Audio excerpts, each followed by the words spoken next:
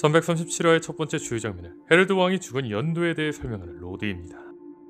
이로써 엘바프의 연대 퍼즐이 맞춰집니다.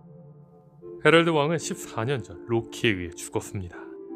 이후 로키는 바다로 나갔고 6년 전 샹크스는 바다에서 날뛰는 로키를 엘바프에 잡아왔죠. 로키의 현상금 역시 8년 동안 바다에서 날뛰던 기간에 받았던 현상금인 걸로 추정됩니다. 그런데 이 연대를 통해 떡밥이 하나 해소될 수 있습니다. 1130화 속 거의족은 로키에 대해 소개하며 말했습니다.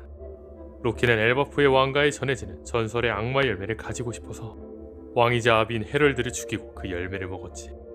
이를 통해 알 수 있는 분명한 한 가지는 헤럴드 왕은 엘바프의 왕가에 전해지는 전설의 악마의 열매를 먹었다는 겁니다.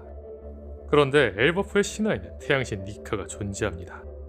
즉 엘바프 왕가에 전해지는 열매라고 한다면 엘바프에 전해져 내려오는 니카가 될 수 있는 사람 열매 모델 니카가 가장 그럴듯한 열매라는 겁니다.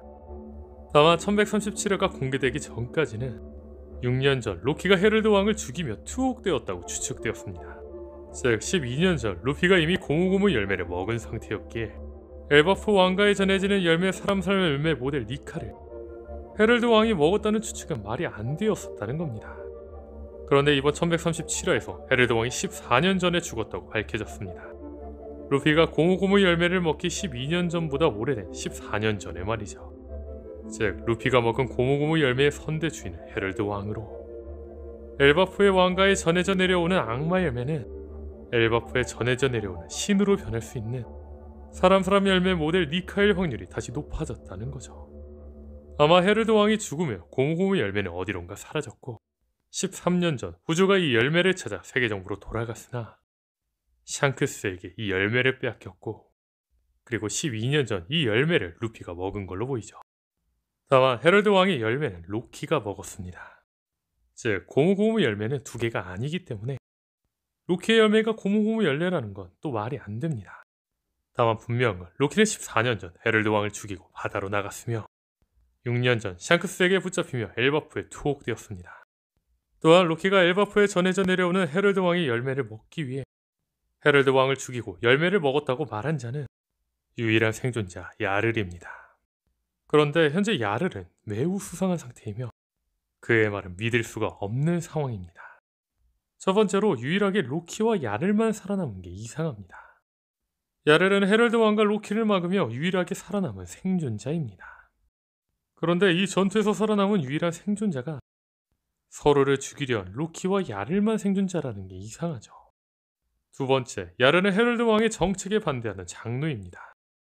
헤럴드 왕은 전쟁보다 교역을 바라던 정통을 깨려던 왕입니다. 그리고 야르는 이를 반대하는 장로이죠. 즉 야르는 로키와 헤럴드 왕의 전투에서 헤럴드 왕이 사라지는 게 좋으면 좋았지 헤럴드 왕이 살아남는 건 장로 야르에게 좋은 상황이 아니라는 겁니다. 세 번째, 야르 머리에 꽂힌 검입니다. 야르 투구에 꽂힌 검을 자세히 보면 헤럴드 왕의 검과 비슷합니다.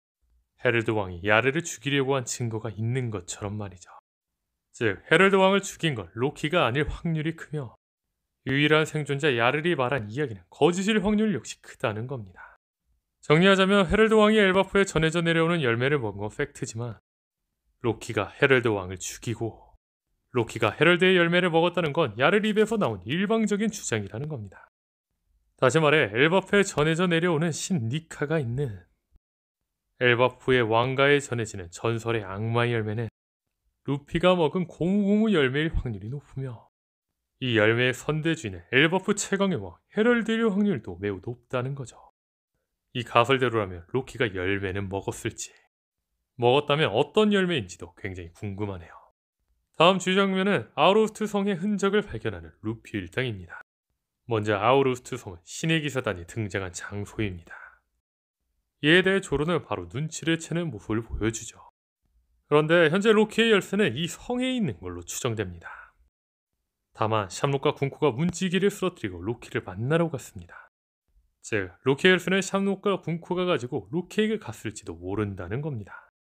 아마 루피 일당은 열쇠를 찾는 과정에서 당황하는 장면이 나올지도 모르겠네요. 다음 주요 장면은 헤럴드 왕과 로키의 썸 흔적입니다. 여기서 주목할 건 이 과정에서 100명이 넘는 전사들이 로키 손에 죽었다는 겁니다. 그렇다면 여기서 주목할 건 조로입니다. 저는 최근 영상에서 조로와 로키의 공통점을 이야기하며 평행이론을 이야기했습니다. 자세한 이야기는 이 영상을 참고해주세요. 그런데 이번 1137화에서 조로와 로키의 또 하나의 공통점이 생겼습니다. 조로는 위스키 파크에서 바로크 워크스 소속 현상금 사냥꾼 100명을 베어버렸습니다. 그리고 로키는 엘버프에서 엘버프의 전사 100명을 죽였다고 하죠. 도대체 오다스는 조로와 로키의 공통점을 왜 계속 만드는 걸까요? 이 부분은 좀 더 지켜봐야 할 것 같네요.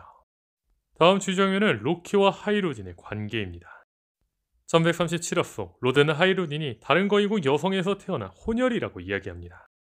결국 하이루딘은 왕자이지만 피가 더럽혀진 왕자라며 인정받지 못하고 있다고 하죠. 사실 이는 이미 1130화에서 밝혀졌는데 거인종은 하이루딘을 일단은 왕의 자식이라고 이야기하기도 하였죠. 그런데 원피스 세계관이라면 더럽혀진 피라고 생각되는 왕자가 왕이 되는 건 클리셰입니다. 즉 하이루딘은 거인족의 왕이 되겠죠. 다만 드레스로자에서 루피오 원콤에 그냥 쓰러지고 드레스로자에서도 큰 존재감이 없었던 하이루딘이 로키를 넘어 왕이 되는 그림이 잘 그려질지, 하이루딘에 대한 이야기가 설정이 바뀐 건지 아닌지는 알 수 없지만 걱정은 되네요. 다음 주요 장면은 로키를 고문하는 군코입니다. 군코는 자신의 능력을 눈을 가리고 있는 로키 앞에서 보여줍니다. 그런데 눈을 가리고 있는 로키는 이를 모두 확인하고 있죠. 확실히 로키는 견문색이 있습니다.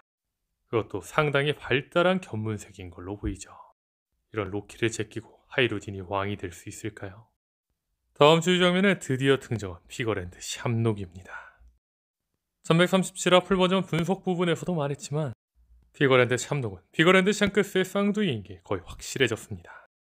그런데 여기서 재미있는 건 샹크스의 쌍둥이 샴록의 등장은 상디의 내 쌍둥이 욘디의 첫 등장 구도와 같다는 겁니다. 아마 이는 샴록이 샹크스의 쌍둥이라는 걸 알려주는 오다스의 이스터에그로 보이죠. 다만 피거랜드 샴록의 등장으로 제가 주목하고 싶은 건 피거랜드 샴록이 엘버프에 등장한 진짜 이유입니다. 샴록이 엘버프에 등장한 진짜 이유는 엘버프의 전사를 세계정보 휘하에 두기 위해서였죠. 즉 로키를 신의 기사단으로 영입시키려고 했던 이유 역시 로키를 따르는 엘버프의 전사들을 세계정보의 휘하에 두기 위해서였던 걸로 보이죠. 분명한 건 빅맘을 로키와 로라가 결혼한다면 카이도, 빨간머리, 흰샘조차 진문계고 원피스를 손에 넣을 거라고 이야기했던 만큼 세계정보가 엘버프를 자신들의 휘하로 두려는 이유가 이해가 가는 대목이죠. 그렇다면 세계정보는 왜 하필이면 이제 엘버프를 자신들의 휘하로 두려고 하는 걸까요? 오뎅은 20년 전, 20년 후에 세계에서 대를 가를 정도의 큰 전쟁이 일어날 거라고 이야기했습니다. 아마 오뎅이 이 전쟁을 예상할 수 있던 이유는 이 시점에 고대병기가 부활한다는 걸 해왕료를 통해서 알았기 때문으로 보이죠. 게다가 분명한 건 베가펑크를 통해 고대병기의 진실을 밝혔기에 이제 고대병기를 둘러싼 대전쟁이 일어날 것입니다. 즉 세계정부도 고대병기를 둘러싼 대전쟁을 준비하기 위해 엘버프의 전사들을 휘하로 두려는 거 아닐까라는 겁니다. 그런데 로키는 끝까지 신의 기사단의 제의를 받아들이지 않았습니다. 이에 샴록은 말하죠. 작전을 바꾸자 마리주와 연락을. 좀 더 스마트하게 가고 싶었지만 이 대사들을 통해 알 수 있는 건 샴록은 엘버프를 세계정보 휘하에 두기 위한 방법을 로키를 신의 기사단으로 영입시키는 방법 말고 좀 더 스마트하지 않은 과격한 방법으로 바꿀 거라는 겁니다. 아마 이 방법은 카이도가 와노쿠니를 무력으로 지배한 것처럼 샴록이 엘버프를 무력으로 지배하려는 방법일지도 모릅니다. 그렇다면 생각해볼 건 샴록의 강함입니다. 분명한 건 샴록은 아직까지 전투 장면이 나온 적이 없지만 신의 기사단 소속이며 무려 단장이니만큼 손꼽히는 상위권 강자로 예상됩니다. 또한 작중 시점 나이로 샴록은 원피스에서 전성기의 나이입니다. 그리고 샹크스와 같은 핏줄이라며 비슷한 전투력으로 묘사될 것으로 보이죠. 설정집에서 샹크스에 대해서 이렇게 설명했습니다. 팔을 잃었어도 명성은 그대로. 그런데 이는 팔을 잃었어도 전투력이 그대로라는 것이 아닌 팔을 잃었어도 강했으며 위 외팔로 사왕에 도달했다는 겁니다. 즉 양팔이 있었다면 더 강했을지도 모른다는 거죠. 그런데 샹크스의 쌍둥이 피거랜드 샴록은 양팔이 있습니다. 샴록은 샹크스보다 강했으면 강했지 약하다고 할 수는 없다는 거죠. 샹크스가 카이도 빅맘 흰수염과 어깨를 나란히 하는 해적이라는 걸 생각해본다면 강하다고 알려진 사무라이를 지배한 카이도처럼 강하다고 알려진 엘바프를 샵록이 지배한다는 건 어려운 일이 아니라는 거죠. 아마 샵록은 군대를 이끌고 오며 엘바프를 지배하려 하고 이 과정에서 루피와의 전투가 벌어질지도 모르겠네요. 이제 진짜 원피스의 최종막이 시작되는 것 같습니다. 다음 화도 정상연재인데 진짜 원피스 기대됩니다. 오늘 영상은 여기까지입니다. 시청해주셔서 감사합니다.